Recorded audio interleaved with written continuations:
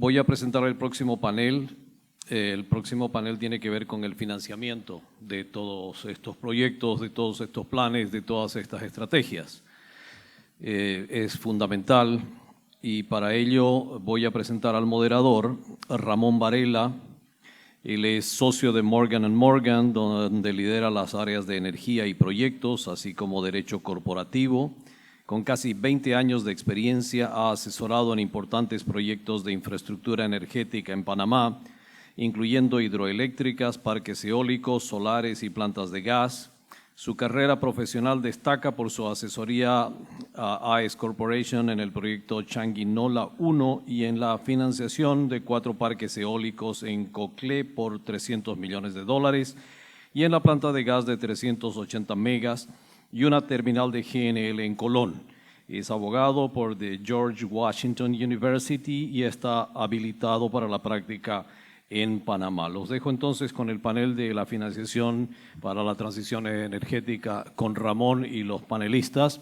Vamos a tratar de ceñirnos lo más posible a las presentaciones. Sabemos que llevamos un poco de demora por la crisis energética que tuvimos por aquí hoy a la mañana, pero luego tendremos el break y entramos al panel importante que tenemos también sobre integración y interconexión eléctrica. Ramón, por favor.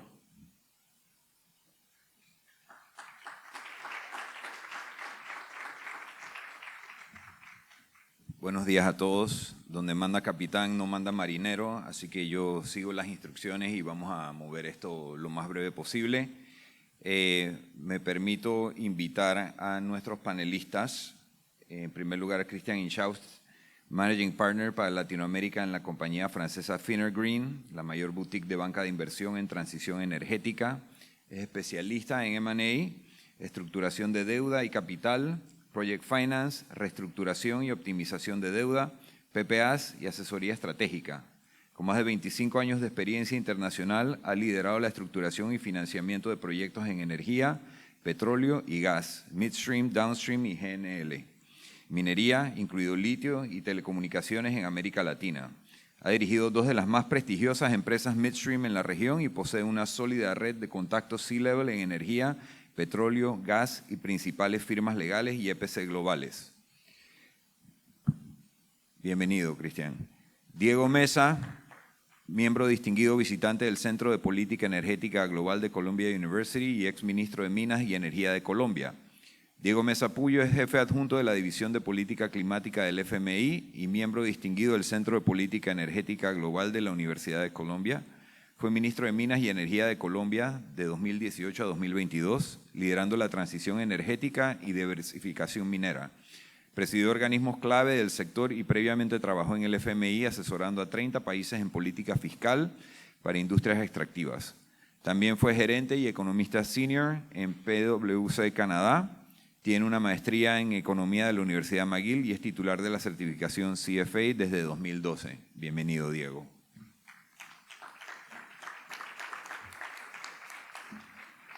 David Vilar, especialista senior en energía del Banco Mundial para Panamá. David es líder en el programa de infraestructura de la Oficina del Banco Mundial para Centroamérica y República Dominicana. En esta posición apoya la estrategia, preparación e implementación de proyectos del Banco Mundial en energía, transporte, digitalización, APPs, desarrollo urbano y prevención de desastres. Antes de este cargo, desempeñó las mismas funciones en Ghana y varios países de África subsahariana. Es ingeniero industrial con experiencia específica en proyectos de electrificación, energías renovables y reformas en el sector eléctrico y de servicios públicos. Bienvenido, David.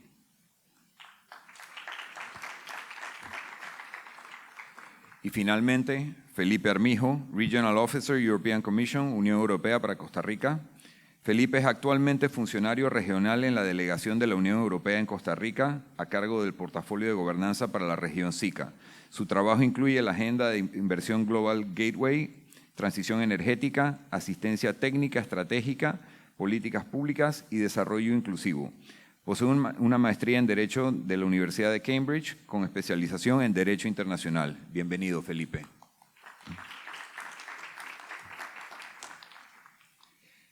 Como les dijo Miguel, mi nombre es Ramón Varela, soy socio y líder de la práctica de energía de Morgan & Morgan. Como muy breve pantallazo, tengo más de 20 años ejerciendo la práctica y durante esa época me ha tocado vivir el desarrollo de la industria energética en Panamá desde que se privatizó el Instituto de Recursos Hidráulicos y Electrificación hasta el desarrollo de las primeras hidroeléctricas y la subsiguiente evolución cuando empezamos a introducir proyectos fotovoltaicos y eólicos en la matriz energética, que ahora hemos adicionado con la suma de 2 plantas LNG que suman una capacidad instalada de más de 1000 megawatts. Con eso, le cedo la palabra a Cristian, que nos va a hacer una breve presentación.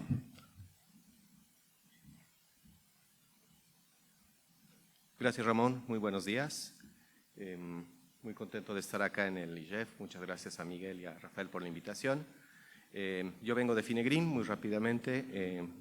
Es una banca de inversión francesa creada hace 10 años que se ha especializado en financiar la transición energética en el mundo. Somos más de 100 profesionales.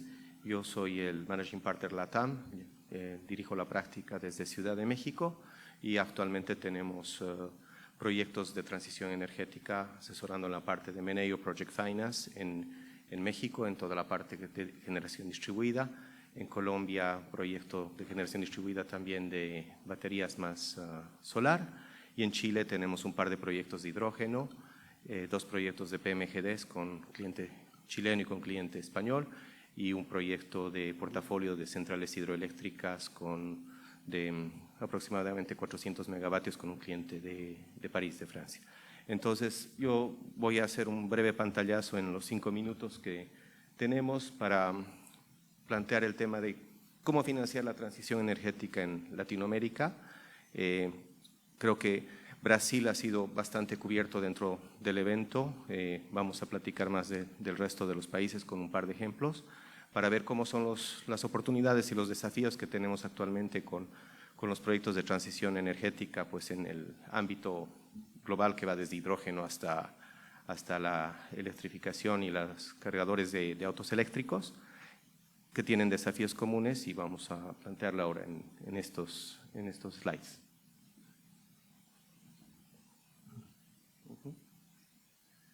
Entonces, en el contexto global, Latinoamérica es casi, como ustedes saben, todos los países son signatarios del Acuerdo de París, de la COP21.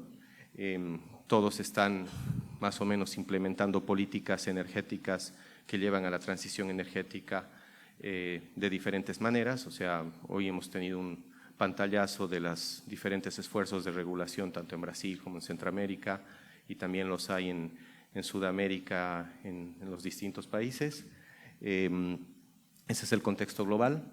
Es muy importante saber que desde hace unos años hay un movimiento que está generando actividad en la parte de demanda, que es el nearshoring. Nearshoring es esta tendencia de traer de vuelta a las empresas europeas y norteamericanas que estaban en Asia y que están llegando actualmente de vuelta a Latinoamérica, en particular toda la parte de México y Centroamérica, y ojalá Panamá también sea beneficiario de ese flujo de inversiones.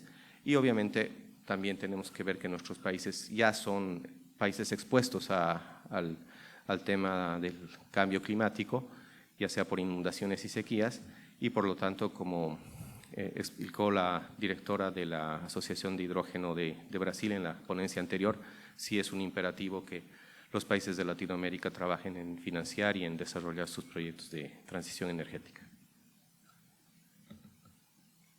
En los desafíos, generalmente, pues, ya se ha tocado bastante. No todos los países de Latinoamérica tienen el mismo enfoque, la misma urgencia de poner las diferentes regulaciones para favorecer los proyectos de generación o de transición energética.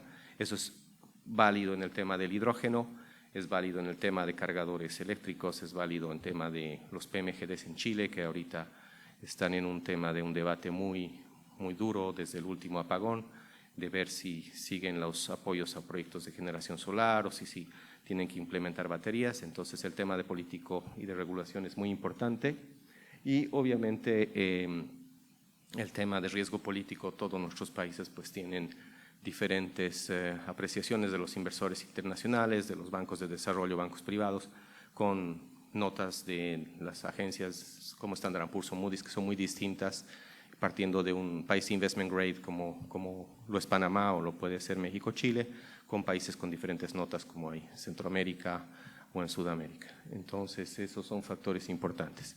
Como buena noticia, México publicó hace 2 semanas las leyes secundarias de electricidad que retoman el tema de energías renovables en 2 verticales.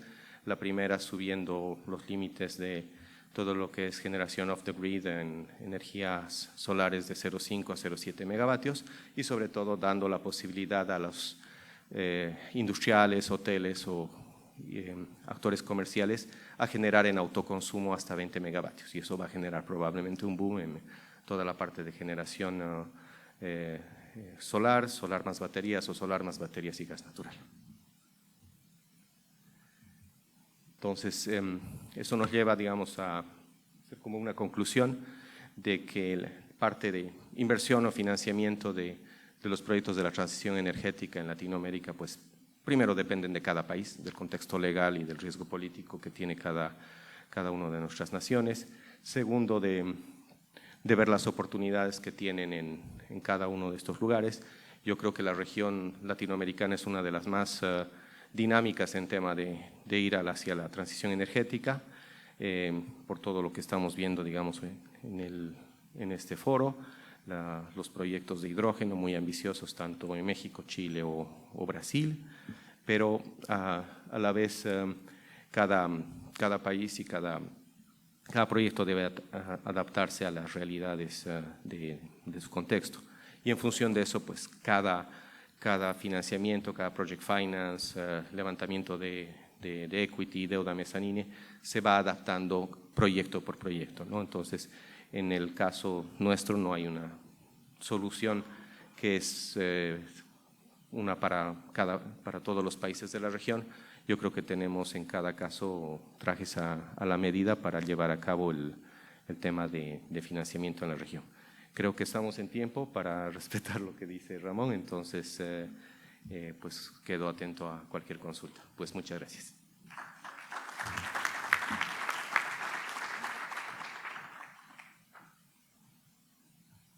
Muchas gracias, Cristian.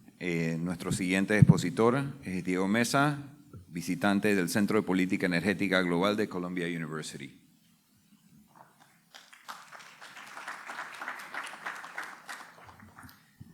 Muy buenos días a todos. Muchas gracias por la introducción y muchas gracias por la invitación. Miguel, un placer siempre compartir en este evento que nos ha congregado ya 17 veces, habla ahora con Miguel y cada vez vemos que hay más tracción en la región.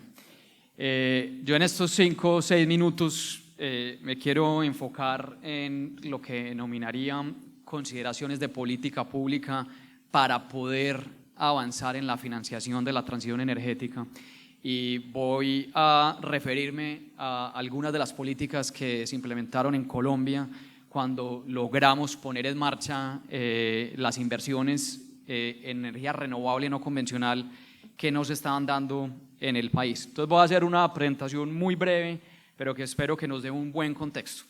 Primero, antes de hablar de las consideraciones de políticas públicas, hay que hablar también de las condiciones habilitantes, del recurso, que creo que la mayoría de los países en la región tienen esta ventaja comparativa con respecto al resto del mundo, y es que generalmente la radiación solar en nuestros países está por encima del promedio mundial. Si vamos a ver el recurso eólico, generalmente la velocidad del viento en algunas de las partes de nuestros países está muy por encima del promedio mundial. Si vamos a ver que en el panel, antes del panel de hidrógeno hablaron de los pequeños aprovechamientos hidroeléctricos en temas de pluviosidad, de caudal, tenemos un recurso hídrico muy importante. Entonces tenemos generalmente estas condiciones en los países nuestros. Después nos vamos a ver un tema que no está dentro del orden de la política pública y son los temas de los avances tecnológicos y los costos. Y aquí el mundo ha avanzado significativamente en los últimos 20 años, tanto en deployment como en costo. Simplemente para dejar un par de números, en 1975, el costo por vatio instalado de solar fotovoltaico era aproximadamente de $106. Si vamos a ver ese mismo costo el año pasado, era solamente de 13 centavos de dólar, o sea, una reducción del orden de 815 veces más barato que en el 75. Si uno va a mirar en el tema eólico, vemos algo similar. El megavatio hora instalado solar en el 2004 era aproximadamente de $120. Ese mismo megavatio hora eólico onshore bajó a $20 el año pasado.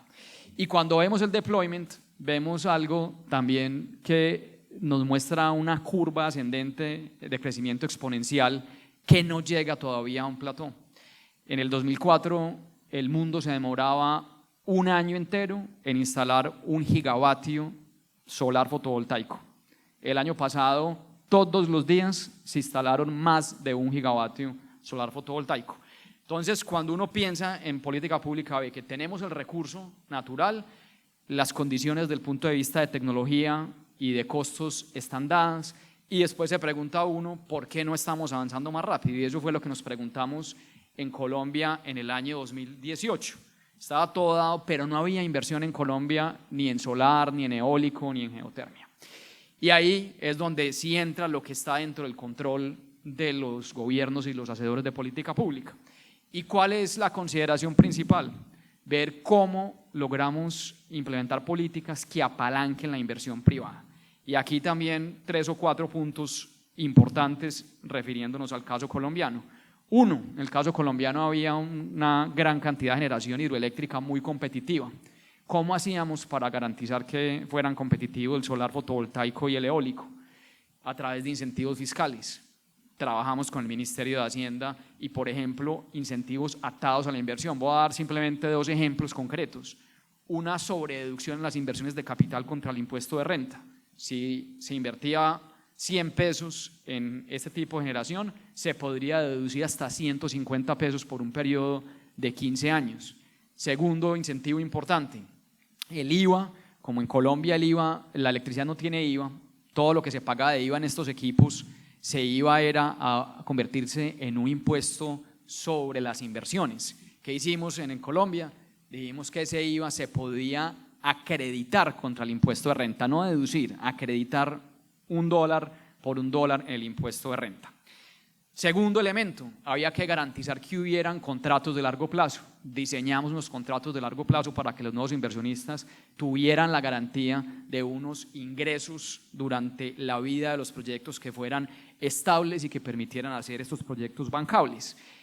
Tercero, había que encontrar un mecanismo de descubrimiento de precios, y ahí vinimos con las subastas, en el caso nuestro, subastas de 2 puntas, con ofertas tanto por el lado de los generadores como de los utilities que compraban la energía, y terminamos encontrando precios que estaban un 30-40% por debajo de lo que se transaba en el mercado bilateral del momento. Y finalmente, que hubiera garantía de pagos. Teníamos muchos compradores, muchos off-takers en Colombia que operaban en municipios muy pequeños, y ahí, trabajando con el Banco Interamericano de Desarrollo, logramos tener una garantía para que esos compradores tuvieran el respaldo necesario para firmar los contratos. Entonces, con ese menú de herramientas, todas lideradas de la política pública, ¿qué logramos en Colombia? Que el mapa que estaba en el año 2018, que es el de la derecha, donde habían 2 proyectos, un eólico del 2004 y un solar del 2016, y no había pasado nada más, a pesar de que estaba la inversión, logramos pasar en 4 años a un mapa, después de haber hecho 2 subastas, donde se adjudicaron proyectos en las subastas por cerca de 2 gigavatios de capacidad instalada, y arrancó una inercia sola del mercado. Pero la historia no para ahí, y para cerrar, desafortunadamente esto requiere un acompañamiento estatal permanente. De ese mapa, en Colombia, casi todo lo solar con retrasos está avanzando, pero desafortunadamente lo eólico quedó simplemente en el papel por temas que podemos y que sé que han abordado acá en otras discusiones, comunidades, permisos ambientales y cómo lograr llevar el desarrollo a las comunidades. Entonces, simplemente para que no quede la historia bonita, todavía quedan muchas dificultades y esto lo que requiere es un acompañamiento desde la política pública permanente para poder lograr que esto sea un éxito. Muchas gracias.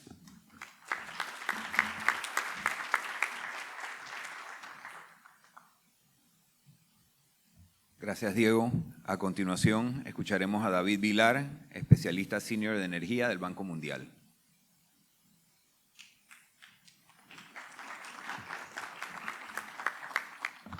Bueno, muchas gracias y buenos días a todos. Bueno, lo que iba a contaros hoy es un poquito la visión del Banco Mundial sobre las prioridades de financiamiento de desarrollo, ¿no?, como banca multilateral en el sector de energía en Latinoamérica y Caribe. Siempre tener en cuenta que, bueno, que las prioridades van cambiando, ¿no? O sea, hace 20 años eran unas prioridades, ahora están apareciendo otras y la transición energética es ahora mismo el moto que, digamos, que desde el Banco Mundial estamos también convenciendo a nuestro Consejo de Administración para orientar y priorizar los fondos multilaterales, en este caso, para Latinoamérica y el Caribe, teniendo en cuenta también que la región es muy diversa. Tenemos desde Brasil, que ya han contado tantas cosas que están pasando, hasta Centroamérica, que es otra dimensión, y las islas del Caribe, ¿no?, que son otro mundo también muy diferente que el tema de Sudamérica, digamos, ¿no? Entonces, en esta perspectiva es donde hemos intentado identificar las áreas de prioridad, digamos, que desde el Banco Mundial se quiere priorizar el financiamiento que es escaso, ¿no?, para empezar, de desarrollo en este caso, y sobre todo va a cubrir lo que no cubre el financiamiento comercial. O sea, el sector comercial, el sector privado está avanzando mucho en renovables, avanzando mucho también en algunos países en temas de transmisión, de distribución. Entonces, ¿dónde está el gap, ¿no?, de financiamiento para que puedan llegar estos financiamientos comerciales, ¿no? Entonces, bueno, partimos de una base evidentemente Uy, han puesto bueno, es la larga. Bueno, envié una más corta.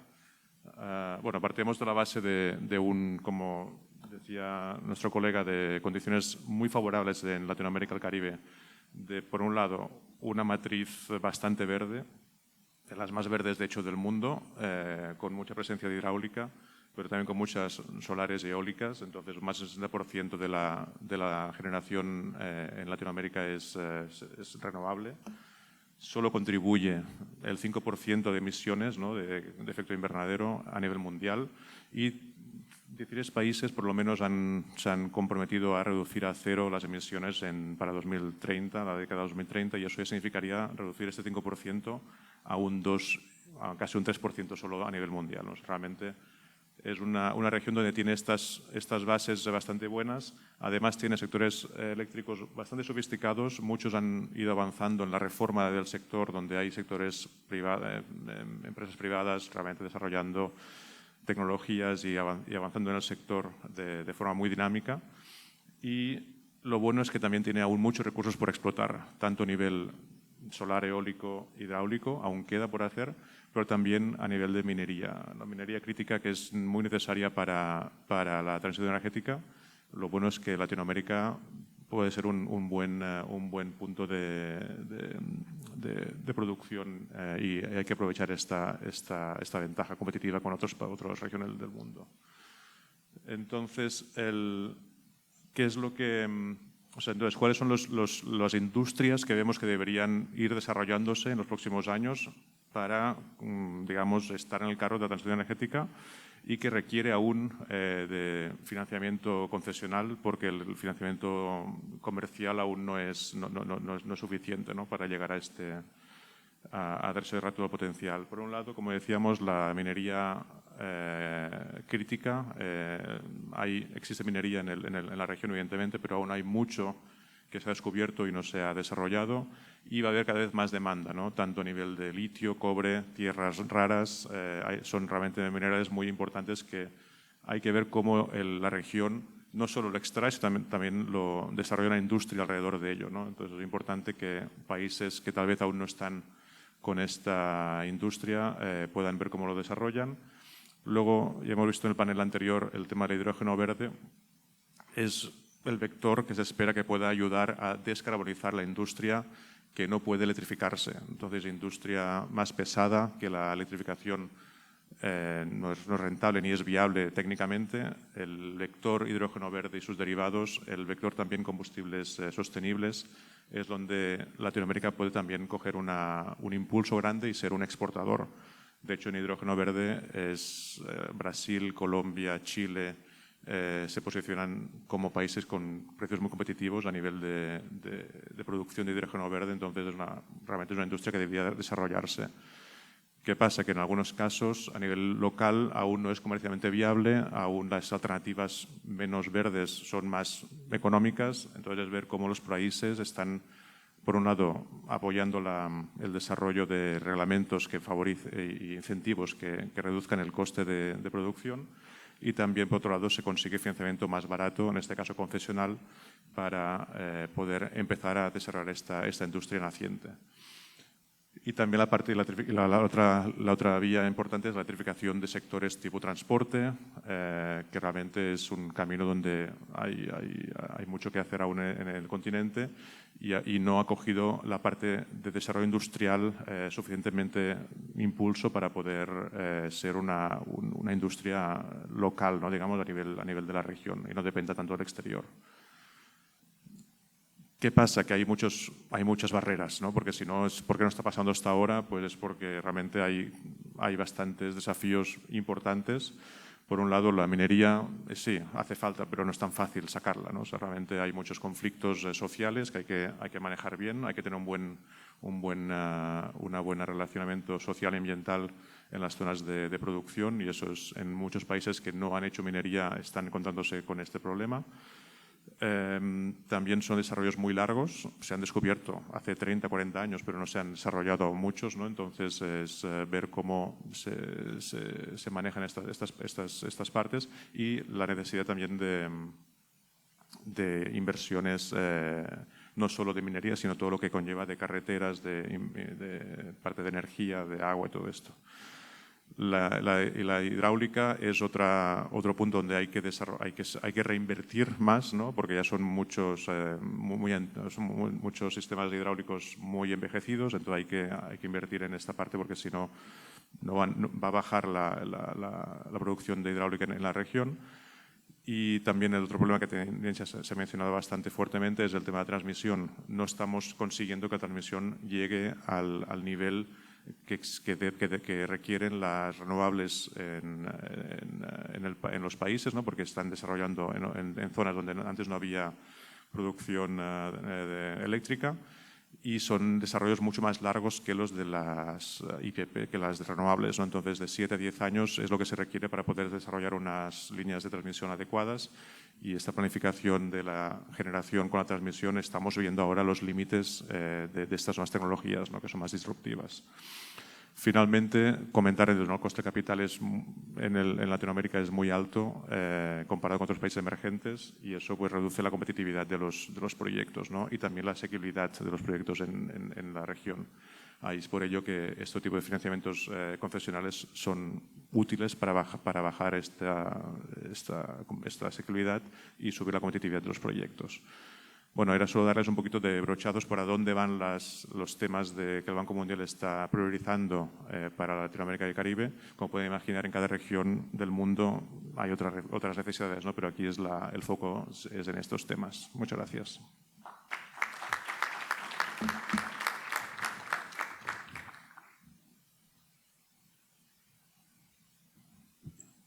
Y para cerrar esta primera parte, escuchamos ahora a Felipe Armijo, Regional Officer, European Commission, Unión Europea.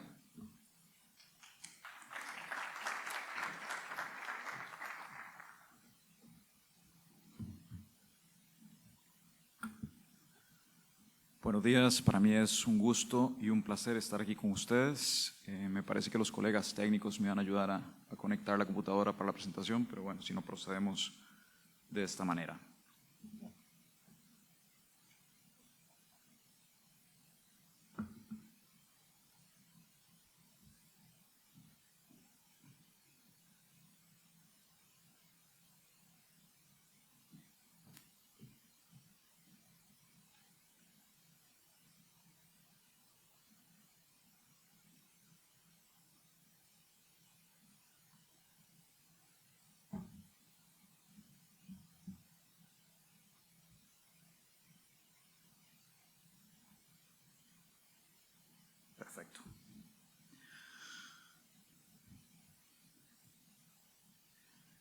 El día de hoy les voy a presentar el proyecto estrella para Centroamérica de la Agenda de Inversiones Global Gateway de la Unión Europea. El mismo trata sobre el fortalecimiento del mercado eléctrico regional. No me voy a detener mucho en el contexto del mercado eléctrico regional, que ustedes conocen mejor que nadie, pero esta diapositiva nos invita a reconocer el increíble triunfo que representa el MER en la creación de un séptimo mercado funcional, integrado, regional, con una línea de transmisión de aproximadamente 1.800 kilómetros desde Guatemala hasta Panamá, con 309 agentes autorizados, sirviendo a una población de 51 millones de personas aproximadamente, y por supuesto lo más importante, creando una institucionalidad supranacional que garantiza esa funcionalidad. La CRIE en términos regulatorios, el CDMR en términos políticos, el EOR en términos de planificación y operación, y el EPR como propietario de dicha red. ¿Pero por qué apoyar el mercado eléctrico? Bueno, es posiblemente uno de los ejemplos más exitosos de integración energética regional a nivel de volumen y reducción de precios y representa un verdadero motor de desarrollo. Es una oportunidad y una prioridad compartida acordada entre la Unión Europea y Centroamérica en la cumbre UE-CELAC celebrada en Bruselas en el 2023 y suscrita como tal en la Agenda de Inversiones Global Gateway. ¿Qué queremos hacer? Básicamente profundizar los beneficios del mercado eléctrico pasando de un mercado de excedentes de corto plazo a un mercado de largo plazo, lo que permite varios beneficios, entre ellas la atracción de inversión extranjera, la competitividad de las economías, el fortalecimiento del sistema energético, la introducción de nuevas fuentes renovables. Adicionalmente, considerando las interconexiones regionales, México, Panamá, como sabemos, Panamá, Colombia y Guatemala, México, que ya existe, pero a nivel binacional, y generando mecanismos de resiliencia climática. Ya hemos visto los efectos lamentables que tiene el Niño también a nivel de Centroamérica. Pero existen ciertos retos a diferentes niveles para poder maximizar el potencial del mercado eléctrico, entre ellos de gobernanza, regulación, políticos, ambientales y los que más nos interesan para este panel, déficit de estructuras. Por tanto, la Unión Europea presenta una oferta integral, básicamente suscrita sobre dos pilares. El primero, asistencia técnica, poniendo a disposición más de 10 millones de euros para asistencia técnica que ya está funcionando, movilizando diferentes mecanismos y facilidades. Entre ellos tenemos a GetTransform, que tenemos a los colegas técnicos por acá presentes en caso de que haya alguna duda particular. También tenemos Eureka, que es de asistencia técnica estratégica para Centroamérica. También tenemos a nuestros expertos por acá.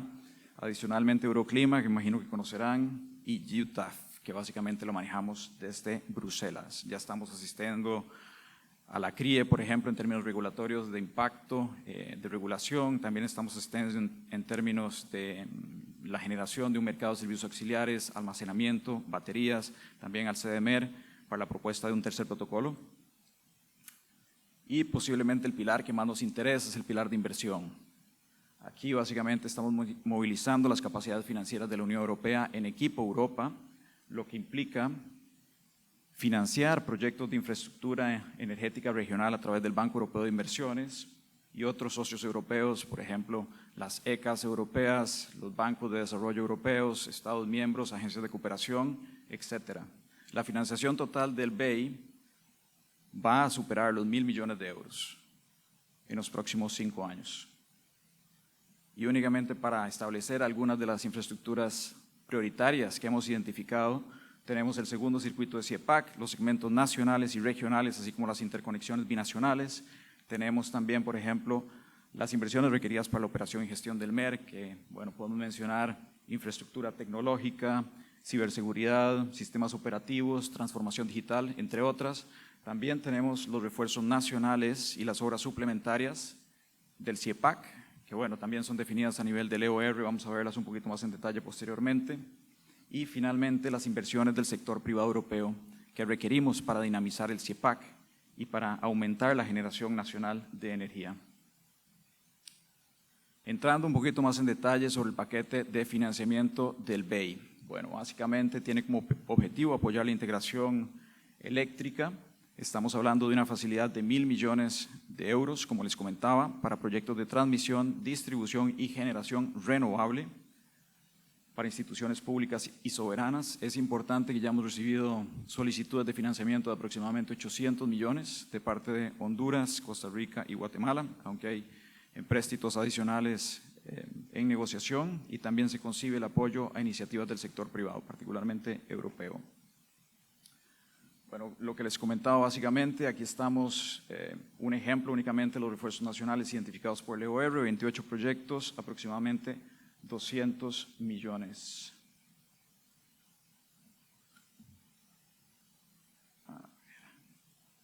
Perfecto. Pero bueno, también tenemos estrategias de inversión por país, y aquí, para no pasar de su amable atención a su amable aburrimiento, únicamente voy a mencionar, por ejemplo, el caso de Honduras. Estamos en negociación de un empréstito concesional del Banco Europeo de Inversiones con las autoridades hondureñas. Potencialmente podría alcanzar los 200 millones. También se prevé asistencia técnica al ENE para acompañar la inversión en infraestructura y armonización regulatoria. Y existe, por ejemplo, un ejemplo de un proyecto del sector privado recientemente aprobado de Total Energies por 380 millones para un parque eólico en el sur de Honduras.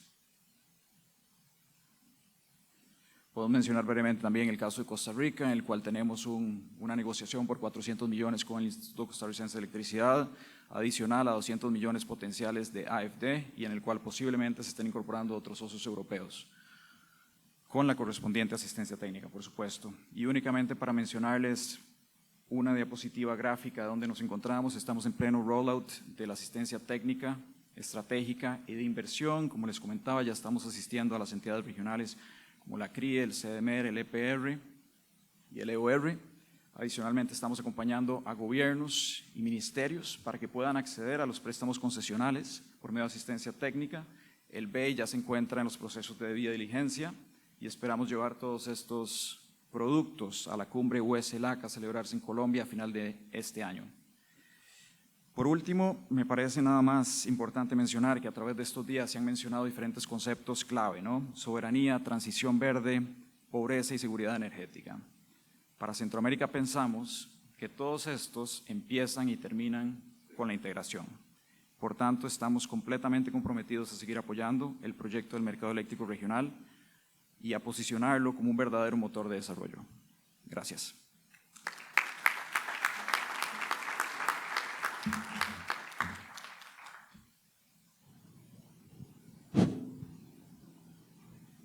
Muchas gracias, Felipe. Gracias a todos.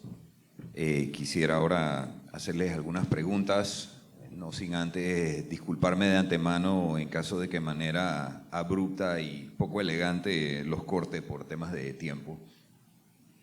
Quisiéramos empezar con Cristian. Cristian, ¿cuáles piensas que son los principales desafíos y oportunidades para movilizar financiamiento hacia proyectos de energía limpia y redes eléctricas en Latinoamérica? ¿Y cómo se pueden estructurar modelos que equilibren el riesgo y la rentabilidad para atraer mayor inversión privada?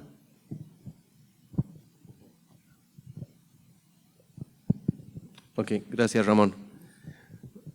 A ver, en la parte de financiamiento, yo creo que siempre pensamos en deuda, ¿no?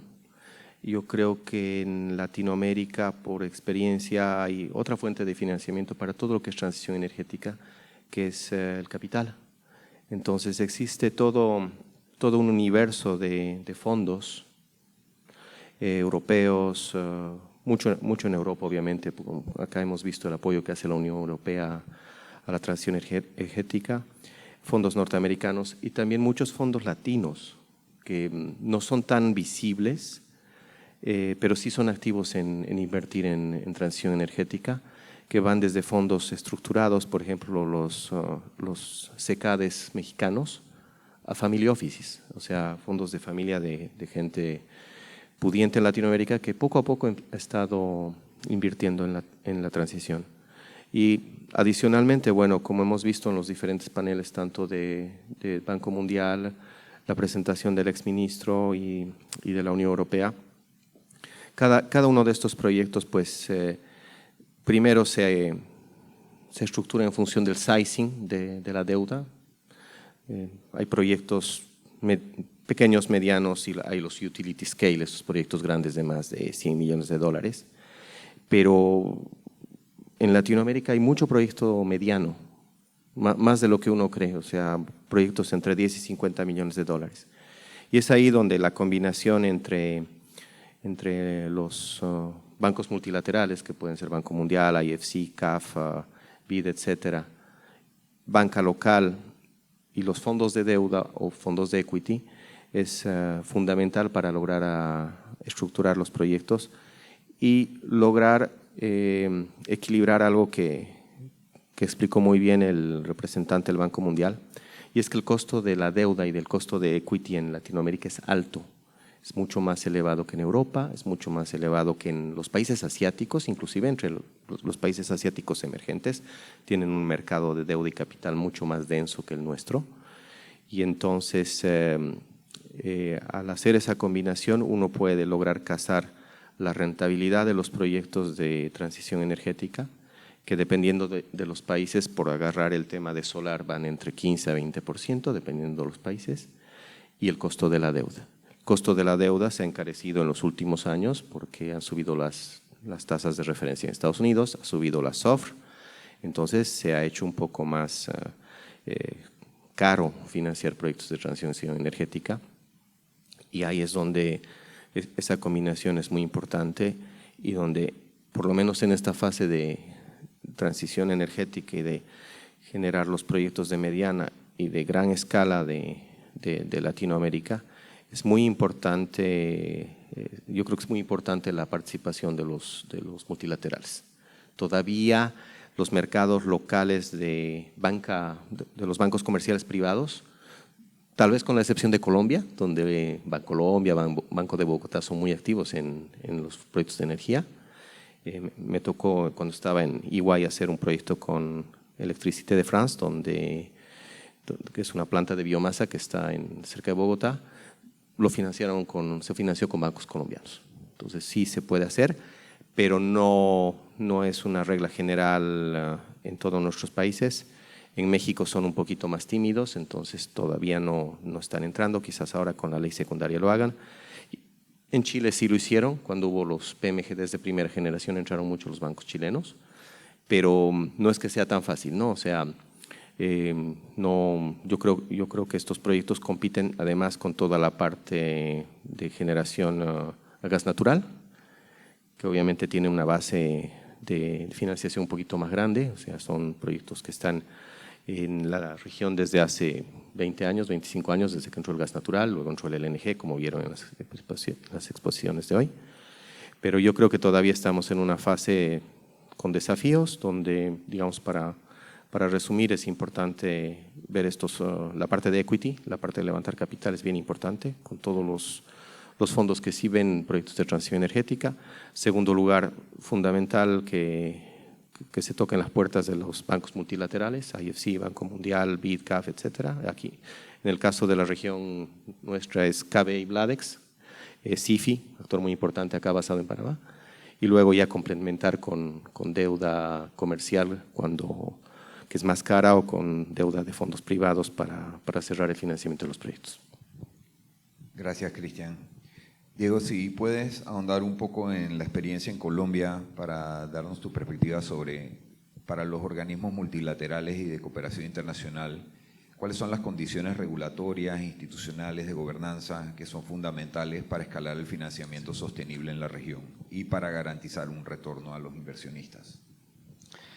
Gracias, Ramón. Voy a ahondar en el tema colombiano y tratar también de hablar de condiciones habilitantes o requisitos en otros mercados de la región, y desde una perspectiva multilateral, cómo se puede apoyar a que se logren tener las condiciones adecuadas para que llegue la inversión. Y aquí yo quisiera enmarcar la respuesta en un concepto importante, y lo hablo frecuentemente, y es cómo nivelar la cancha para que estas inversiones puedan competir, sean rentables, garanticen un retorno adecuado a la inversión, que en la mayoría de los casos, inclusive en los mercados de la región donde todavía hay un papel preponderante del Estado, la inversión en renovables sigue siendo casi que exclusivamente privada. Entonces hay que nivelar la cancha. ¿Y cómo se nivela la cancha y qué tipo de condiciones se requieren?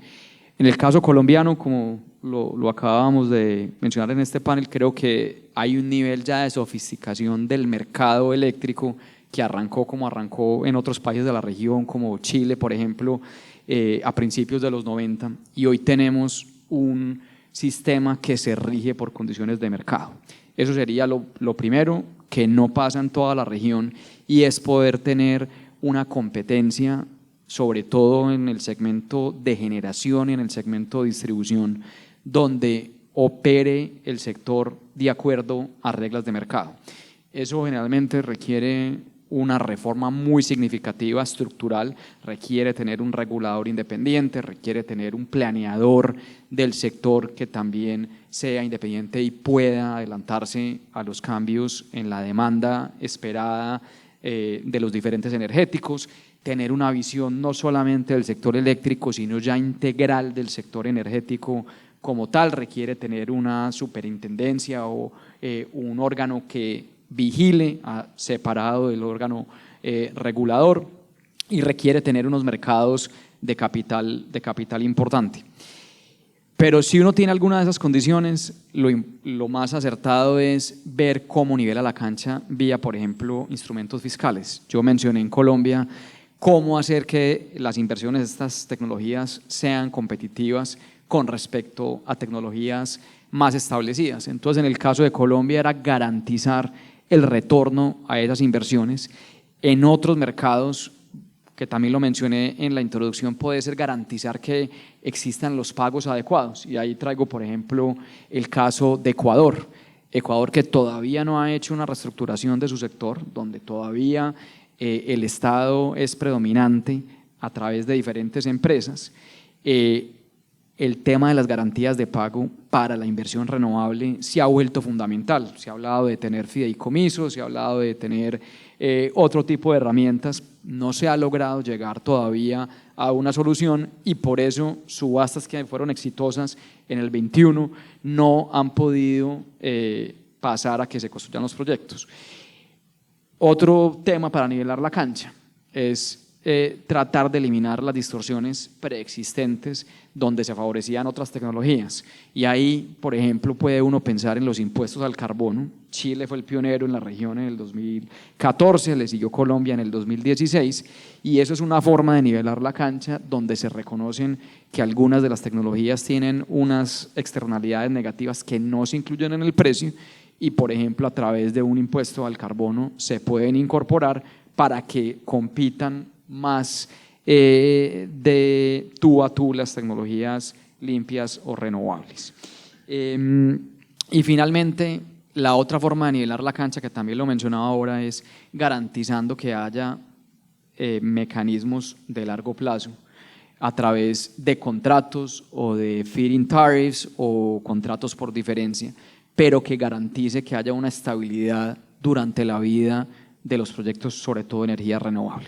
Entonces, paro ahí para no extenderme mucho más en el tiempo, pero esas son algunas de las ideas que han funcionado en la región y que sirven como ejemplo para poder tener esas condiciones habilitantes para la financiación de la transición. Gracias, Diego. David, y entonces, ¿cuál pensarías tú que serían los instrumentos de la banca multilateral y en particular del Banco Mundial más efectivos para apoyar y financiar la transición energética en Latinoamérica y el Caribe, y qué innovaciones financieras están contemplando? Sí, gracias. Y bueno, es una pregunta bastante compleja, pero siempre mi gerente me comenta siempre, ¿no? Hace 20 años hablábamos de las renovables como algo que era un frontier, ¿no? Ahora ya es algo comercialmente viable, técnicamente aceptable. Los sectores, los países, ya los reguladores, todo el mundo entiende que sí, que pueden meter solar, eólica sin problema, pero hace 20 años ese no era el caso, sobre todo en Latinoamérica.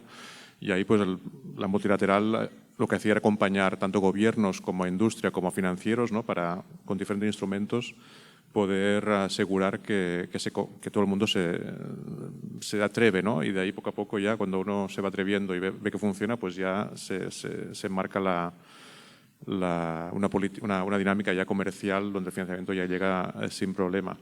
Ahora estamos en un momento parecido para digamos una transición energética ya de otro calibre, de otro más complejo, porque también es más global todo. Pero bueno, como decía antes, ¿no? La oportunidad del hidrógeno verde, ver cómo se consiguen llegar a costes que sean comercialmente interesantes para la industria doméstica, cómo industrializar a los países para que puedan ser los productores de muchas de las piezas necesarias para la transición energética. Es la forma ahora que estamos empujando, ¿no? Intentando también priorizar los fondos. Y ahí pues hay varios instrumentos, ¿no? Uno es el apoyo presupuestario que damos a los gobiernos para que modifiquen regulaciones, para que pongan incentivos, ¿no? a este tipo de industria naciente. Entonces, este es un tipo de financiamiento que es bastante válido, yo creo, para poder empujar cuando el gobierno tiene una agenda de transición energética muy clara de priorización. Luego también estamos apoyando directamente a los proyectos, en este caso públicos, y ahí es donde hay a veces límites, ¿no? De la parte pública, hasta cuánto puede financiar un proyecto privado. Pues no se puede, evidentemente, sobre todo cuando hay un mercado ya en funcionamiento. Pero ahí ahora, por ejemplo, en Brasil estamos empezando a intervenir en bancos de desarrollo nacional, ¿no? O sea, el BNDES, el BNB, cómo financiar líneas de crédito de bancos nacionales para que financien a industrias que están naciendo, ¿no? Entonces ahí bajar los riesgos a través de financiamiento más concesional, ¿no? Este es el otro instrumento. Y finalmente lo que hay es el instrumento de garantías a financiamientos privados, ¿no? Que eso ofrece el MIGA, ofrece el IFC también, pero es como bajar el riesgo digamos, del privado, ¿no? Por un lado, garantizando pagos, ¿no? Entonces, en caso de que alguien no pague, el Banco Mundial te paga, entonces eso permite que haya un deal, o bajando los costes de financiación privados porque hay un tipo de garantía de que si hay un tipo de loss se consigue ser repagado por un multilateral. Eso hay casos tanto en México con FDN como Codelca en Chile, que son bastante exitosos, de cómo una empresa minera descarboniza su generación, ¿no? A través de PPAs, y ahí pues entra una garantía de pago. O también en Colombia, creo que con FDN también ha habido este tipo de iniciativas. Entonces, son varios instrumentos, ¿no? que creo que se pueden aplicar, ¿no? Es un menú que hay que ir cogiendo, y en cada país claro, es un mundo, ¿no? Evidentemente. Chile es un mundo, Panamá es otro, y ahí pues, pero vaya, ahí estamos para apoyarles. Gracias, David. Y Felipe, con respecto al papel de la cooperación internacional, ¿cómo pueden los organismos internacionales y políticas públicas trabajar juntos para fomentar un entorno propicio para la inversión sostenible en la región? Gracias. En este momento, y particularmente a través de la estrategia Global Gateway, que es la estrategia de inversión exterior de la Unión Europea, a través de las cuales se impulsa el desarrollo de infraestructura de calidad con un enfoque 360, la cooperación tiene un rol fundamental. ¿Por qué digo esto? Bueno, básicamente implica la utilización de todas las herramientas a disposición de la Unión Europea, inclusive la cooperación para utilizar fondos públicos para apalancar inversiones. ¿Cómo ha funcionado esto? Bueno, tenemos ejemplos inclusive con el flagship que les estaba comentando, el fortalecimiento del mercado eléctrico regional. A través de la cooperación damos asistencia técnica que permite a los ministerios y a las autoridades nacionales acceder a los fondos concesionales. Porque, ¿qué es lo que pasa? Bueno, normalmente poder llegar a estos fondos se requiere la generación de un portafolio de inversión, se requieren estudios de prefactibilidad, estudios de factibilidad, etcétera, que normalmente representa un obstáculo grande para diferentes gobiernos para poder acceder a estos préstamos concesionales. Entonces, en este momento, la oferta que estamos brindando incluye el círculo completo. A través de la cooperación logramos facilitar que puedan llegar exactamente a donde quieren llegar para resolver los problemas que se han identificado de manera conjunta como una prioridad unida. Gracias. Gracias, Felipe. Y quisiera yo hacer una pregunta abierta al panel. Pensando en los incentivos orientados a la transición energética, creo que podemos estar de acuerdo en que han habido cambios geopolíticos recientes y quería saber qué impacto estiman que este cambio puede tener sobre el financiamiento de la transición energética en Latinoamérica.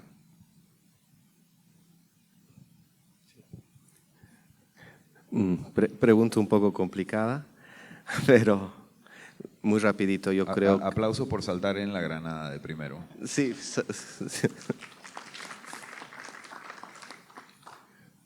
A ver, la política energética de cada país es soberana. La actual política energética de los Estados Unidos, porque creo que ese es el cambio geopolítico importante, tiene bueno y malo para Latinoamérica. Empezando por lo bueno, va a acelerar el nearshoring. Yo creo que los Estados Unidos sí va a apretar el acelerador para traer las industrias a nuestra región, desde México hasta Centroamérica y bueno, cualquier otro país de la región que pueda aprovechar este fenómeno de traslado de las industrias, de las grandes industrias a Latinoamérica. Ese es el lado positivo. En el lado menos bueno, yo creo que nos va a subir los costos, de alguna manera.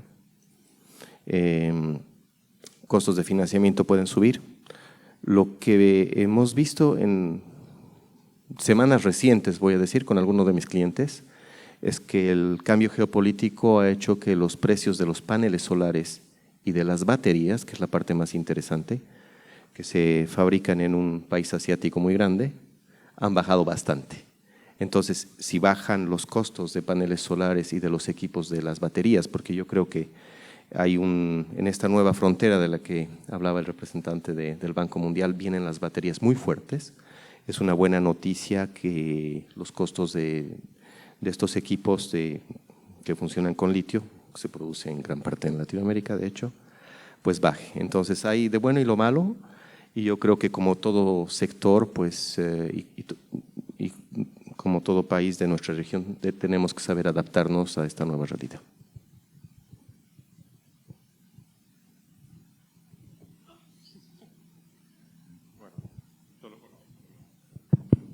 Solo comentar, no,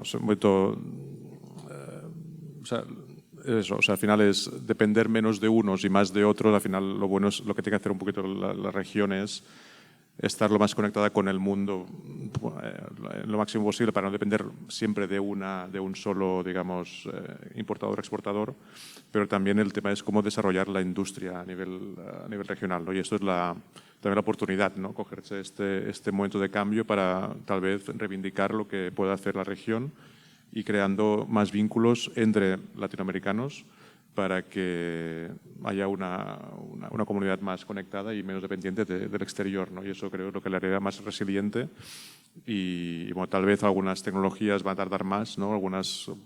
Pero está claro que las baterías van a ser necesarias, hay tecnologías que son comercialmente viables y es ver cómo tal vez dependes menos del exterior, ¿no? Yo creo que es la oportunidad que tienen los países para cambiar también.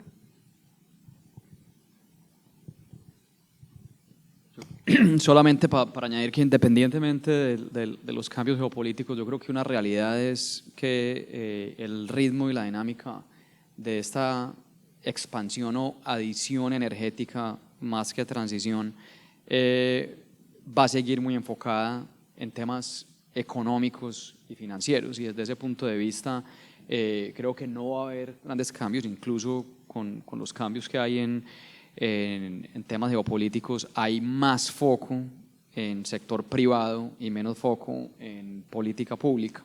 Pero creo que en varios países que esto requería un impulso significativo de la política pública, ya hoy creo que los números están claros y hay una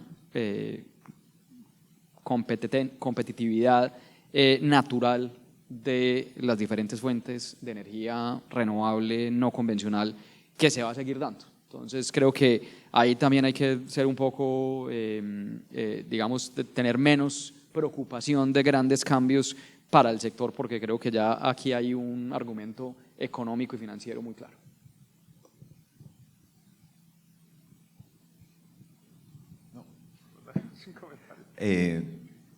¿Alguna pregunta del público? Ok. Bueno. Todos son rockstars aquí, así que ustedes con confianza pueden abordarlos después. A ellos les encanta contestar preguntas, mucha personalidad aquí. Gracias a todos, que disfruten el resto de la conferencia. Creo que tenemos un coffee break ahora. Gracias, Miguel.